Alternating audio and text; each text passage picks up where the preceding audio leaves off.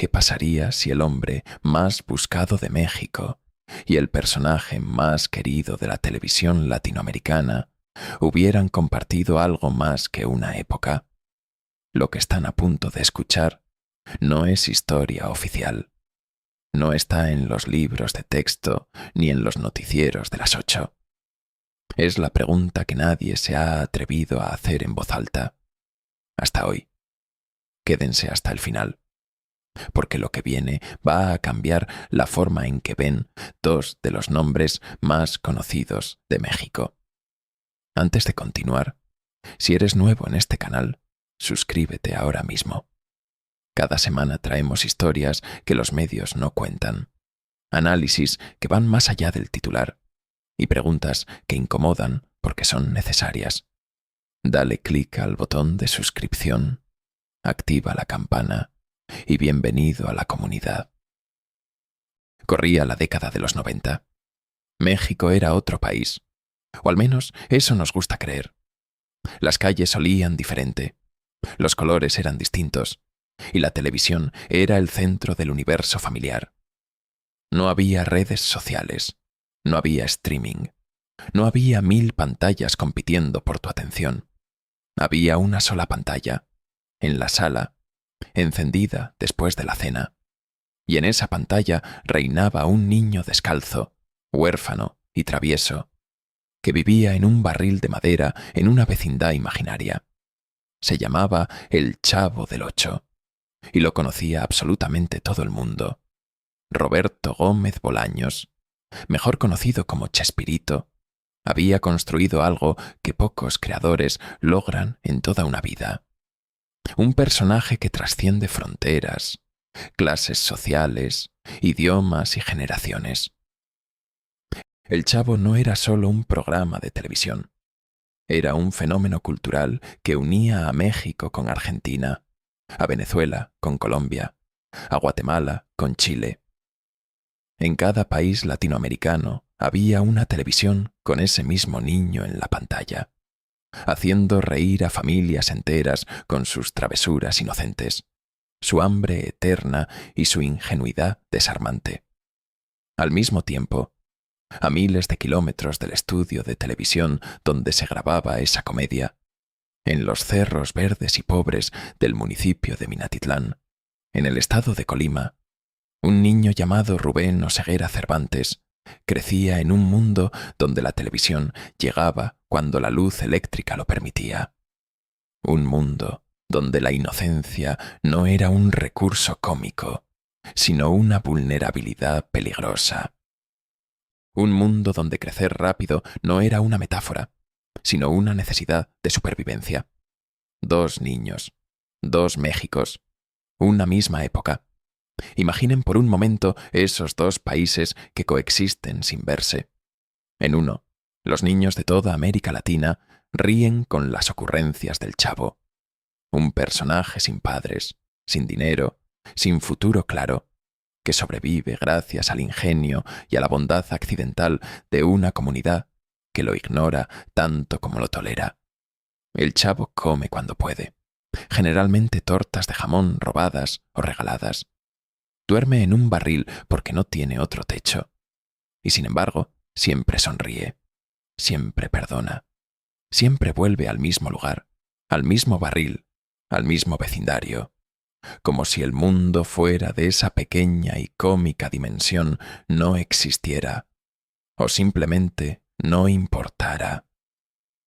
En el otro México, el que no sale en televisión, los niños pobres también aprenden a sobrevivir. Pero nadie les pone música de fondo. Nadie edita sus tropiezos para que resulten graciosos. Nadie les garantiza que al final del episodio todo va a estar bien.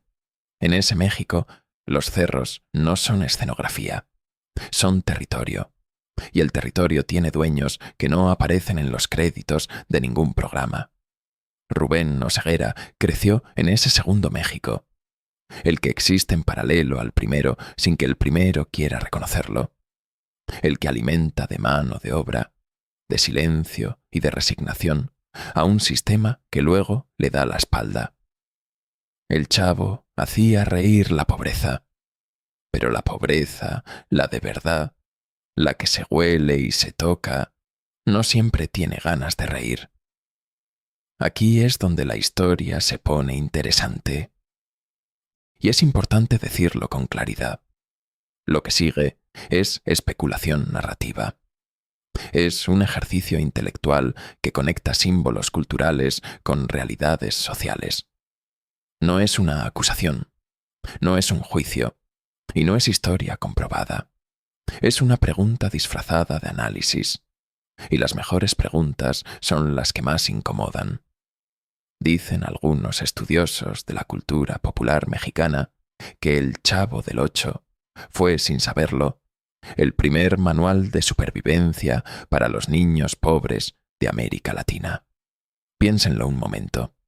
El personaje enseña, episodio tras episodio, una serie de lecciones que no están escritas en ningún manual, pero que quedan grabadas en la memoria colectiva de toda una generación. Aprende a vivir con poco y a no quejarte de eso. Aprende a ser invisible cuando conviene y a aparecer solo cuando es seguro. Aprende que la comunidad, aunque te ignore, aunque te maltrate, aunque se ría de ti, es todo lo que tienes y por lo tanto hay que conservarla a cualquier costo. Aprende que el ingenio vale más que los recursos. Aprende a moverte en espacios que no son tuyos sin levantar demasiado la voz. Son esas lecciones inocentes, en el contexto de una comedia familiar, por supuesto, pero en el contexto de un niño real, creciendo en los márgenes de un sistema que no lo contempla. Esas mismas lecciones toman otro color. Ser invisible, moverse sin levantar sospechas, sobrevivir en territorio ajeno, construir lealtades en comunidades cerradas. Esas no son solo características del Chavo del Ocho. Son, según las autoridades mexicanas y estadounidenses, características atribuidas al hombre que décadas después se convertiría en el Mencho, el líder del cártel Jalisco Nueva Generación. Aprendió Rubén Oseguera esas lecciones, no en un barril de madera, sino en los cerros de Jalisco y Michoacán, no robando tortas de jamón para arrancar una carcajada, sino moviéndose entre mundos que la televisión nunca mostraba y que el Estado mexicano tardó demasiado en reconocer. Si este tipo de análisis te parece valioso, este es exactamente el canal donde lo hacemos cada semana. Suscríbete, comparte este video con alguien a quien le guste pensar diferente y cuéntanos en los comentarios qué opinas. ¿Crees que la cultura popular forma a sus sociedades o simplemente las refleja? Esa discusión la queremos tener con ustedes. Chespirito construyó un personaje que nunca crecía. Esa era parte de su magia y también, si lo miramos con otros ojos, parte de su tragedia. El Chavo era eterno, congelado en la infancia, incapaz de salir del vecindario aunque quisiera. El mundo fuera de ese barril no existía para él, o al menos nunca lo vemos explorar. Siempre el mismo patio, las mismas puertas, los mismos vecinos que lo maltratan y lo quieren a la vez. Muchos analistas culturales han interpretado esto como una metáfora involuntaria del México que no avanza. El país que siempre está luchando, pero siempre vuelve al mismo punto de partida. La nación que se ríe de su propia pobreza porque llorarla sería demasiado. Rubén Oseguera, en cambio, sí creció. Y su crecimiento tomó un camino que ningún guionista de televisión habría escrito, o al menos no en horario familiar. Desde su juventud en los márgenes del sistema, pasando por sus primeros años vinculado a estructuras criminales, por su detención en Estados Unidos a mediados de los 90 por cargos relacionados con el narcotráfico, por su deportación y su regreso a México, hasta su ascenso como uno de los operadores más violentos y estratégicos del crimen organizado latinoamericano. El hombre que hoy figura en las listas de los más buscados tanto del gobierno mexicano como del estadounidense, con recompensas millonarias que hablan por sí solas de la dimensión del problema. Dos personajes nacidos de la misma tierra, de la misma pobreza estructural, de la misma época convulsa. Uno se quedó en la pantalla para siempre, eterno y cómico, querido por todos, sin edad ni futuro ni pasado real. El otro desapareció en las sombras hace años, y desde allí, según las autoridades de dos países, construyó un imperio que opera en decenas de naciones, y que ha dejado una estela de violencia que ningún programa de televisión podría retratar sin perder su clasificación familiar. Hay una pregunta que esta historia deja flotando en el aire, y es la más importante de todas. ¿Qué le dice una sociedad a sus niños más pobres cuando el único héroe que les ofrece es un huérfano que vive en un barril, que nunca puede salir de él, y cuya máxima aspiración visible es conseguir una torta de jamón?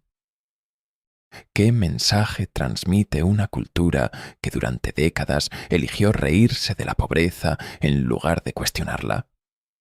¿Qué pasa en la mente de un niño real que vive esa misma pobreza sin música de fondo ni risas grabadas, cuando ve que su realidad es material de comedia para el resto del país?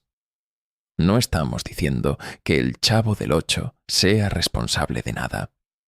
Chespirito fue un genio creativo, y su obra tiene un valor cultural innegable. Pero el análisis cultural no es una corte de justicia. No busca culpables, busca patrones. Y el patrón que emerge cuando ponemos estos dos nombres en la misma oración es incómodo precisamente porque dice algo sobre nosotros, sobre lo que elegimos ver y lo que elegimos ignorar. México tuvo durante décadas la capacidad de exportar su pobreza como entretenimiento. La convirtió en uno de los productos culturales más exitosos de la historia latinoamericana. Y al mismo tiempo, en los mismos barrios, en los mismos cerros, en las mismas vecindades reales que inspiraron esa ficción, millones de niños crecieron sin las herramientas, sin las oportunidades, sin la red de protección que les hubiera permitido escribir una historia diferente. Algunos de esos niños encontraron otros caminos. Algunos se convirtieron en maestros, en médicos, en trabajadores que sostienen con sus espaldas una economía que rara vez los recompensa.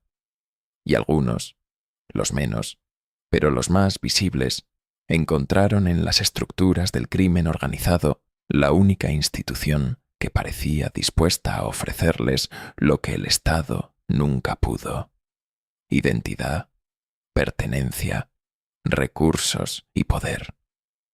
Eso no es una justificación, es un diagnóstico.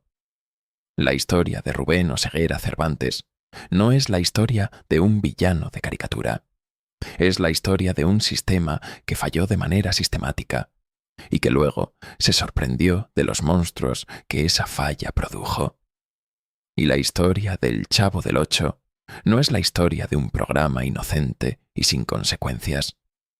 Es la historia de un espejo que una sociedad eligió para mirarse y en el que decidió ver comedia donde había tragedia.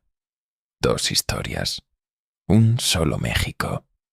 Y la pregunta que ninguno de los dos nos deja responder con comodidad: ¿qué habría pasado si ese niño del barril hubiera tenido una salida real? ¿Qué habría pasado si la sociedad que reía con su pobreza también hubiera encontrado la forma de resolverla? No lo sabemos. Y esa ignorancia, esa imposibilidad de responder, es exactamente el peso que esta historia debería dejarnos. Este video no tiene respuestas, tiene preguntas, Y las mejores preguntas son las que no te dejan dormir, las que te siguen cuando apagas la pantalla, las que cambian la forma en que miras algo que creías conocer. Si llegaste hasta aquí, es porque este tipo de contenido te importa. Suscríbete al canal si todavía no lo has hecho. Activa las notificaciones para no perderte el próximo episodio. Y comparte este video con alguien que creas que necesita hacerse estas preguntas. La lista de reproducción con más historias como esta está en la descripción. Y si te quedaste pensando, si algo de lo que escuchaste hoy te movió por dentro, cuéntanoslo en los comentarios. Esa conversación es la razón por la que hacemos esto. Hasta el próximo episodio.